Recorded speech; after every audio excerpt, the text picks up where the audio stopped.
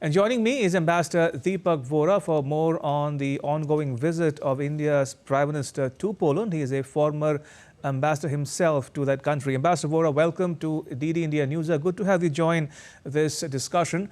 Why don't I begin by asking you, Ambassador Vora, to talk to our viewers about Poland and why Poland matters. Yeah. Thank you very much. Honored and delighted to be with my mother. Doordarshan is my mother. I've spent several years there.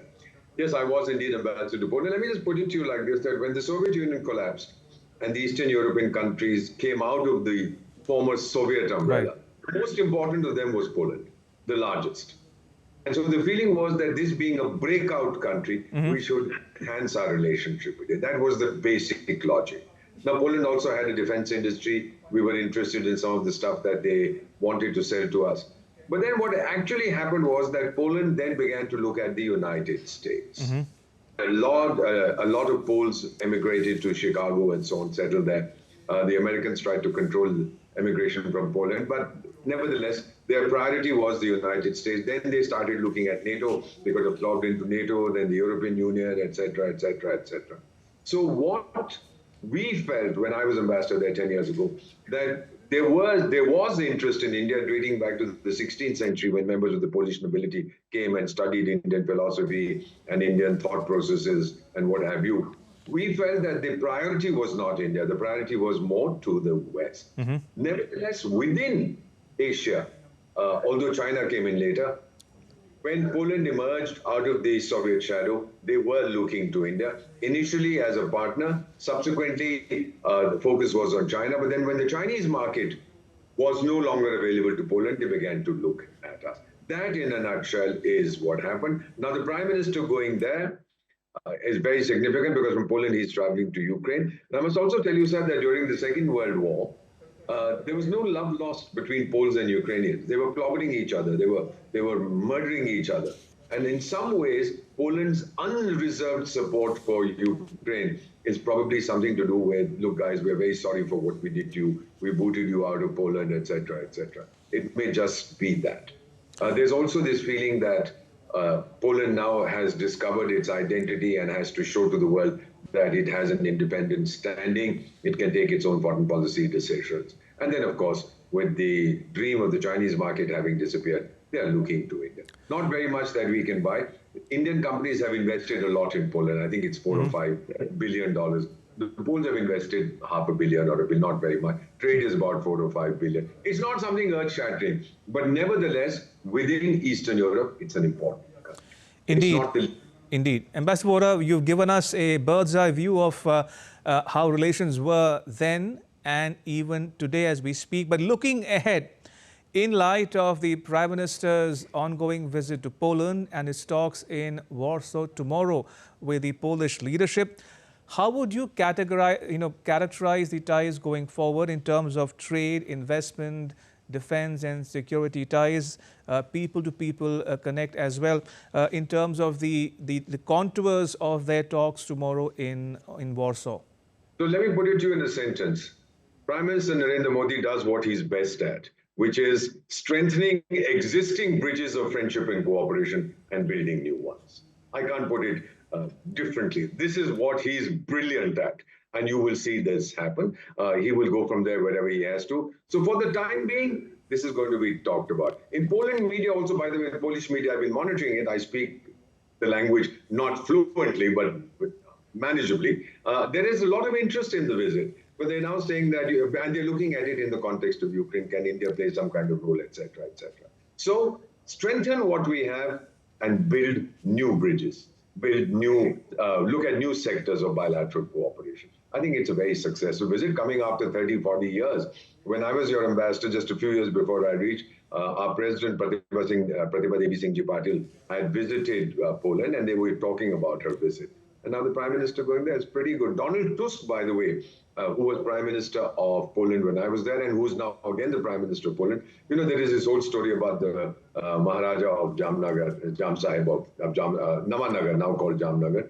He said something very interesting. He said, while the rest of the world was murdering our children, India sheltered them. some 1,000 Polish kids and women and 5,000 refugees subsequently in Kolhapur and Jamnagar. So that was a very powerful comment, and the Poles still remember. There's an association of Poles of India in Poland. They meet, they are all 80, 90 years old. So when I was there, they honored me, they invited me, and they sang the Indian national anthem, totally off-key, but it came from their heart. So in that respect, very, very fine memories they had of their time in India. And the Prime Minister is going to build on that and say, all right, now let's move ahead. There has been some kind of lack of excitement in the bilateral relationship. He's going to rekindle that. And let me tell you, so having observed him, he is outstanding in this. Nobody can match him. Indeed, as you rightly say, Ambassador, India-Poland ties go back a long, long way, dating back to the Maharaja, who, as you said, gave refuge to hundreds of Polish children during the Second World War. As you said, consolidate and then also explore new avenues of bilateral ties going forward. You mentioned also about Prime Minister's ongoing or onward visit to Ukraine. Let me talk about that with you for a moment. The Prime Minister in his departure statement said that he looked forward to sharing perceptions with President Zelensky on ending the Ukraine-Russia conflict. Could you put that thought or statement in its proper context for our viewers, Ambassador? Let me put it across to you like this. So first he had gone, as you know, last month to Russia, and then our media, I'm sorry, apart from Doordarshan, you are the best in the world, was saying controversial visit to Russia, controversial home, controversial for the Western countries. Who cares? I have autonomy in what I want to do, and my foreign relationships are not determined by others. Now, when he is going to Ukraine, sir, remember that he's met President Zelensky a few times, and the Ukrainians have not been polite in their references to India. One of the president's advisors said the Indians have weak intellectual capacity. Somebody else said that the document that was published after G20 last year was useless. And lots of things they have said about us. But we are very mature as diplomats. We're the children of Chanakya. We haven't responded, and the Prime Minister is going there. What is he going to tell Zelensky, sir? You know that the Global South, the virtual summit of Global South was held just a few days ago. And I am special advisor to 3 African countries. All of them asked me, Mr. Ambassador, why are we suffering because of the war between Russia and Ukraine? What have we done? Half the people of those 3 countries don't even know where Ukraine is. So we are hit on food, we are hit on fuel, we are hit on fertilizers. Prime Minister is going to raise this issue and say, look, why are these guys suffering? You are not getting a good name because of what you are doing. So make every possible effort to help our planet, to help the global situation, and talk to the Russians, because dialogue and diplomacy is the way forward. And let me again say this to you, sir, that looking at our track record, I believe that we will be listened to with respect. Is he going to convey a message from President Putin to President Zelensky? Your guess is as good as mine. But indeed, I believe that we will make an impact. We always have done. Who else is left in the world? So the Europeans and the Americans will not talk to President Putin because they've been abusing him. We haven't done that. We haven't side or the other. So we are best placed to find via media. Indeed, and very quickly, for the benefit of viewers joining us from around the world, Ambassador Vora, India has said that it won't take the lead in offering its services as a mediator, but if invited, if requested, New Delhi will be up for the task. And in that context, Ambassador Vora, finally to ask you, how would you look at the prospects, assess the prospects of Prime Minister Modi playing the role of peacemaker? Is the land of Gandhi and Buddha, as you say, best placed to resolve this issue? No question about it. But whether we should play the role of a mediator, I don't know. When you play the role of a mediator, sir, we are the children, as I mentioned, of Chanakya. And he had said that you can become a mediator. Both the sides, the warring sides, are willing to make peace. Right. Ukraine has a law that we will not talk to the Russians while Mr. Putin is around. Russians haven't got any such law. But I believe now the time has come, because American elections are coming. We don't know who the next president will be. The Europeans are also getting a bit tired of the war.